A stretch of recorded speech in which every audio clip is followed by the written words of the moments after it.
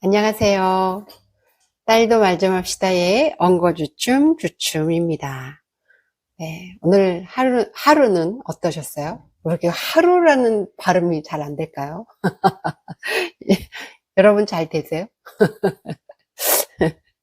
네, 저도 하루 잘 지냈고요. 지금 마음은, 네, 뭐 특별한 일이 없고 하니까 편안하게 잘 있습니다. 엄마를 듣는 시간 15분, 그 뒷이야기 하고 있습니다.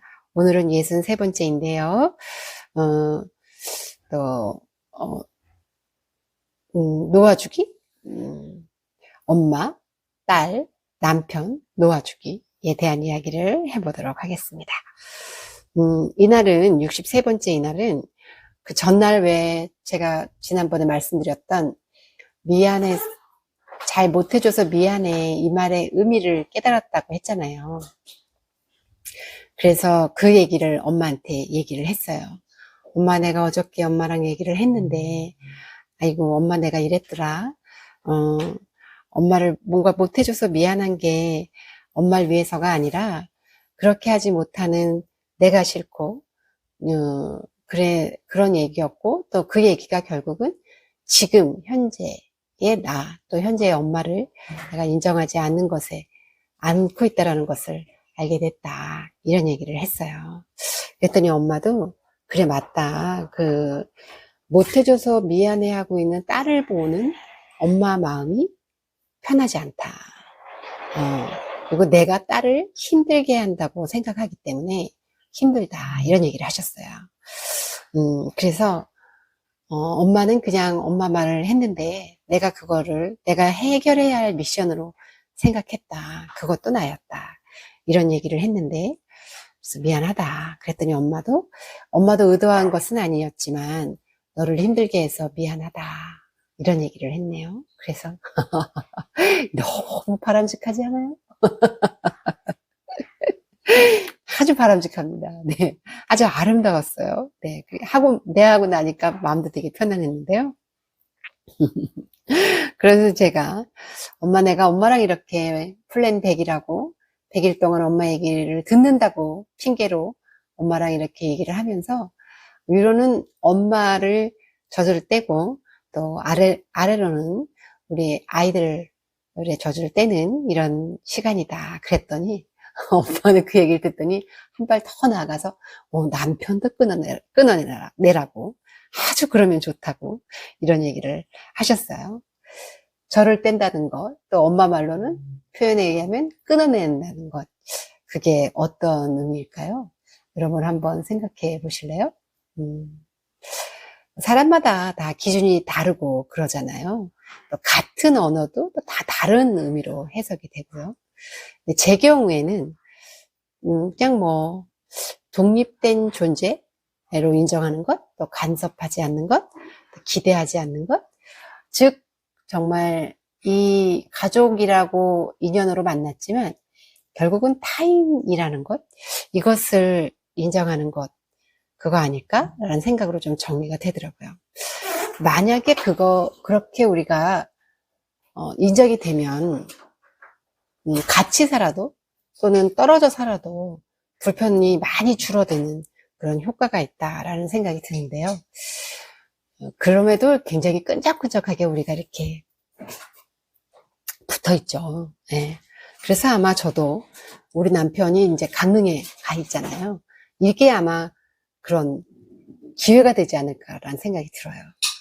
애들 어릴 때야 물론 다 붙어 살아야 되지만 이젠 뭐 애들도 다 컸고 남편도 나도 늙었고 늙을수록 같이 살아야 되는 것도 있겠지만 가끔은 이렇게 떨어져서 그런 서로의 존재에 대해서 좀 확인하고 각자의 시간도 좀 주고 이런 시간이 나한테 왔나?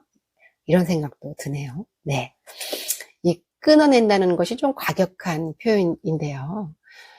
서로 이렇게 좀 뭐라 그러지? 각각 타인이라는 걸 좀 인정하게 되면 당연하다라는 게 없어지잖아요. 네, 타인한테는 우리가 뭐 뭐든지 고마워하고 그렇게 되는데 어쨌든 그렇게 되면 좀 조심하게 되고, 한 번 더 의견을 묻게 되고, 훅 화가 났더라도, 에휴, 그럴 수 있지. 이렇게 조금 더 템포를 늦추게 되는 이런 방식이 되는 것 같아요. 그래서 어, 조금 어려운 상황도 좀 풀어가는 게 좀 방식이 달라지게 되는 그렇게 저는 지금 연습하고 있다라는 생각이 들거든요. 그래서 서로 엄마랑 이렇게 얘기하는 이런 시간들이 몰랐던 서로를 좀 알아가면서 서로를 일단 끊고 그리고 또 다시 연결하는 이런 시간인데요. 예. 그래서 이렇게 끊는다 이런 표현은 뭐 끊어져요. 자식도 그렇고 뭐 부모도 그렇고 그게 잘 안 되잖아요. 끊고 있어도 불편하고.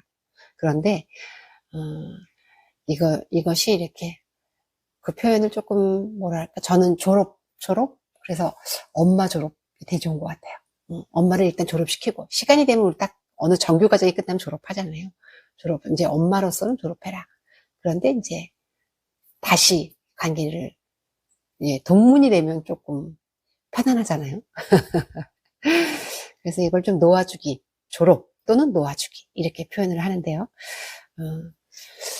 그렇게 되면 뭐 좀 의견을 많이 묻게 되는 것 같아요. 어떻게 생각해? 어떻게 했으면 좋겠어? 이래서 좀 조율하고 이렇게 하게 되는 그렇게 하면 좋겠다 이런 생각이 듭니다. 엄마 말 맞다나 그날 참 엄마랑 좋았어요. 엄마 그랬구나.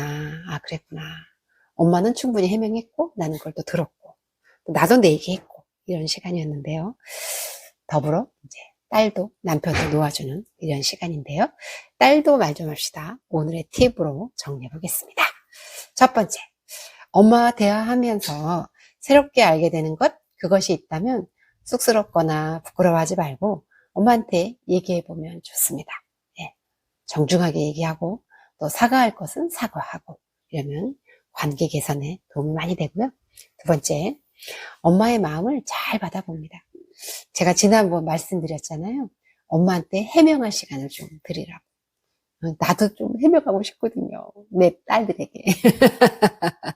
그런 시간을 주면 좋을 것 같아요. 솔직한 마음을 주고받을 수 있다는 거 얼마나 좋아요. 그리고 그거를 상처되지 않게 말할 수 있다는 거 굉장히 좋잖아요. 참 정말 행복한 일입니다.